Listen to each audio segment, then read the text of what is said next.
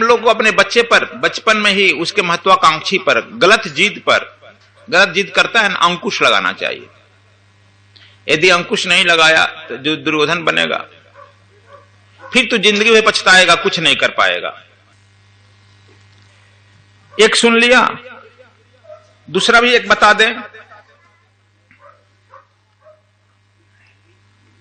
आप अपने कितना ही बलवान हो, शक्ति हो, तपस्वी हो, और आपको वरदान भी हो, लेकिन गलत संगत है तो कभी विजय नहीं प्राप्त होगा। उचित समय पर आपका सब अस्त्र शस्त्र और तपस्या और वरदान भूल जाएगा और निहत्थे मारे जाओगे, जैसे कर्ण, केवल गलत संगत के चलते। महाभारत का 2 बात सुन लिया। इसलिए हरदम अपने को अवलोकित करना चाहिए कि हमारा जो बाल बच्चा पल रहे हैं कहीं गलत जिद तो नहीं पकड़ रहा है, गलत जिद का हम उसका पोषण तो नहीं कर रहे हैं। दूसरा, यदि पढ़ लिख भी गया, बहुत धनुर्धर हुआ, पढ़ लिख गया, विद्वान हुआ, आईएएस कर गया, आईपीएस करे, डॉक्टर बना, इंजीनियर बना, लेकिन गलत संगत तो नहीं पकड़ा है। कर्ण उस समय का सबसे बड़ा बलिष्ठ व्यक्ति था, तपस्वी था, धनुर्धर था, लेकिन गलत पापी के साथ होने के कारण उसका सारा तपस्या निरर्थक गया।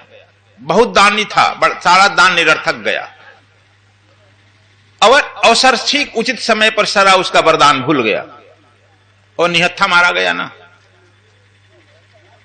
तो शंकर जी से पार्वती जी पूछती हैं,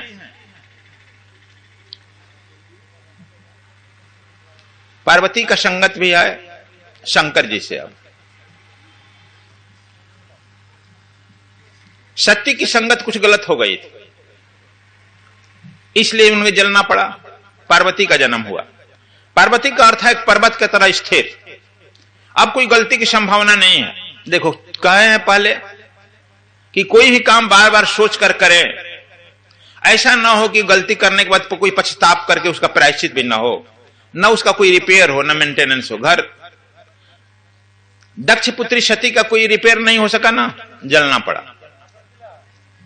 रावण ने गलती किया, पूरा लंका ध्वस्त हुआ ना।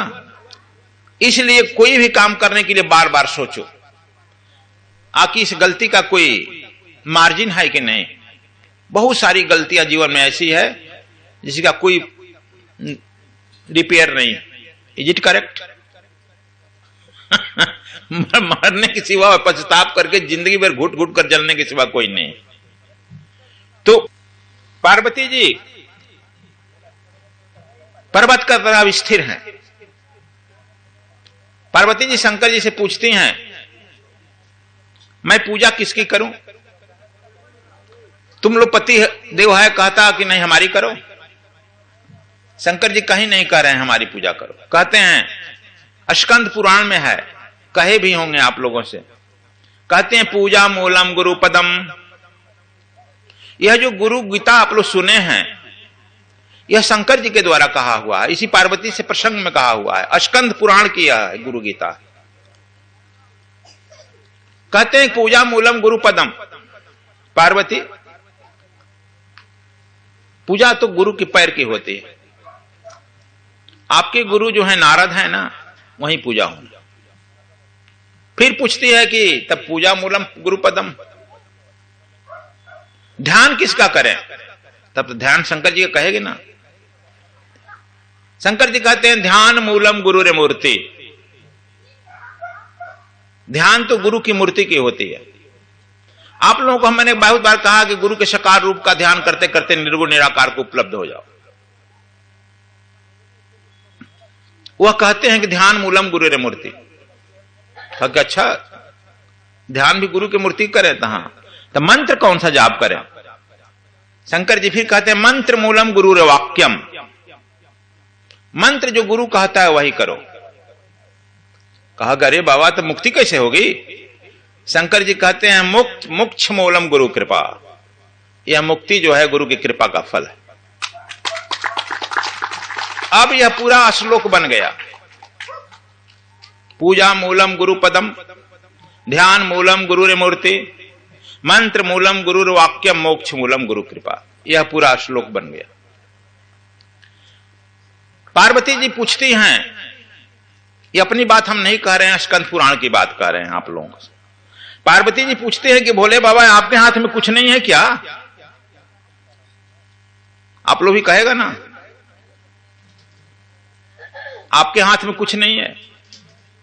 कहा कि हमारे हाथ में देखो है। जब सृष्टि बनती होती है, जैसे आप कहीं घर बनाते हो तो घर के पहले आर्किटेक्ट आपका नक्शा बनाता है। सृष्टि जब हमारे यहां होने लगी, सृष्टि होने के पहले हम लोग भी एक नक्शा बनाए। उस नक्शा का नाम है वेद। वेद में सब नियम कानून सब लिख दिया गया।